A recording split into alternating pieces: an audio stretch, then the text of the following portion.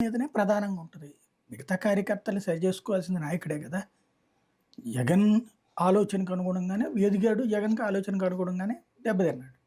హ్మ్. ఇందులో కార్యకర్తల పాత్ర అంటే, ఆ కార్యకర్తలు సరైన పాత్ర పోషించలేదంటే, అలాగ పోషించలేని పరిస్థితికి ఆళ్ళని తీసుకెళ్ళడం ఆయన తప్పవుతది తప్పించి, కార్యకర్త తప్పెందుకవుతది?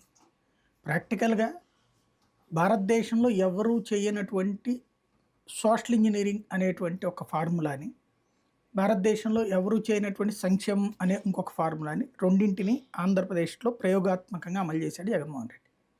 అవును. ఇది భారతదేశ చరిత్రలో డిఫరెంట్ యాస్పెక్ట్. అవును. ఎందుకు అంటే బీసీ, ఎస్సీ, ఎస్టీలకి ఎప్పుడు ఇచ్చే సీట్లే ఉంటున్నాయి రిజర్వ్డ్ సీట్లు. బీసీలకి భారీగా సీట్లు ఇవ్వడం, కాపులకి భారీగా సీట్లు ఇవ్వడం. ఈ రూట్‌లో ఒక సోషల్ ఇంజినీరింగ్ చేశాడు. ఏ ఏ వర్గాలైతే సుదీర్ఘకాలం పాటు అవకాశాలు దక్కనటువంటి కులాలు ఎతికి మరీ ఇచ్చాడు. లైక్ మనం ఇంతకుముందు కూడా చాలా సార్లు మాట్లాడుకున్నాం. నగరాలని, అవును. లేకపోతే ఇంకోటి.